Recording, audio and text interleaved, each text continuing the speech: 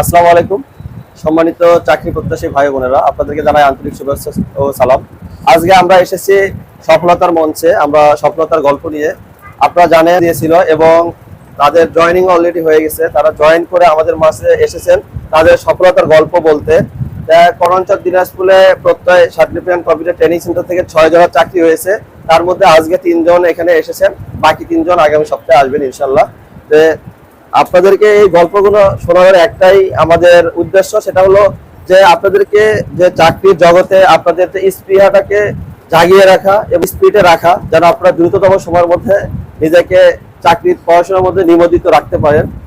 আমরা বেশি দেরি না করে আমরা আমাদের সফলতার মঞ্চে আজকে হাজির হয়েছেন আমাদের ঠাকুরগাঁ জেলার কৃতি সন্তান এবং প্রত্যয় সার্টিফিকেট কম্পিউটার ট্রেনিং সেন্টারের সফল স্টুডেন্ট।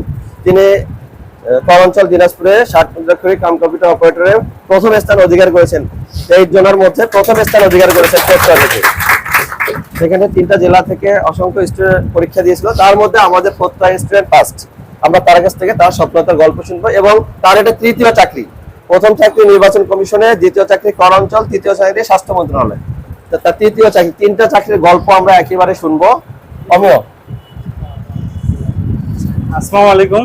তো ভাই যেটা বললো যে তৃতীয় চাকরি, এক সময় আসলে আমাদের কাছেও এটা বিশ্বাস হইতো না যে আসলে এভাবে একাধিক চাকরি পাওয়া আসলে সম্ভব, কোন এইভাবে এত সহজে বিশ্বাস হইতো না। প্রথম বিশ্বাস মানুষের কাছে শুনতাম, শুধু শুনতাম, আর ভাই খালি প্রলোভন দেখাইতো, শুনতাম। তবে একটা জিনিস যেটা আপনার এই সেক্টরে আসলেই সম্ভব, হ্যাঁ, এবং আপনার কারো কোনো রেফারেন্স ছাড়াই পরিশ্রম করলে একাধিক চাকরি এবং ভালো ভালো জায়গায় করা সম্ভব।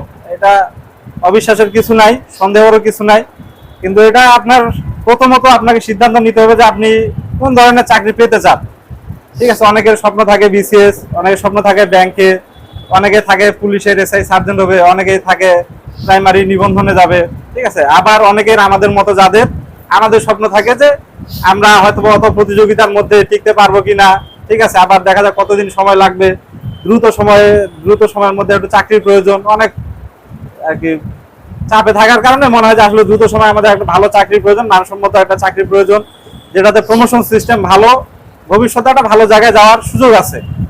দেখা যাবে আমি এই সাতলিপি এবং এই যে কম্পিউটার অপারেটরের আগে যে চাকরিগুলোর কথা বললাম, সেগুলো মোটামুটি কিছু কিছু আছে যে আমাদের এগুলা থেকে আপনি হয়তো ভালো গ্রেডে জয়েন করতে পারতেছেন, কিন্তু সেটা থেকে আদৌ আপনি প্রমোশন পাইয়ে সেকেন্ড ক্লাস অফিসার হতে পারবেন কিনা, বা দেখা যায় আসলে কতদূর যাইতে পারবেন, এটা সন্দেহ আছে। হ্যাঁ, এই সেক্টরে একমাত্র সম্ভব যেটা আপনি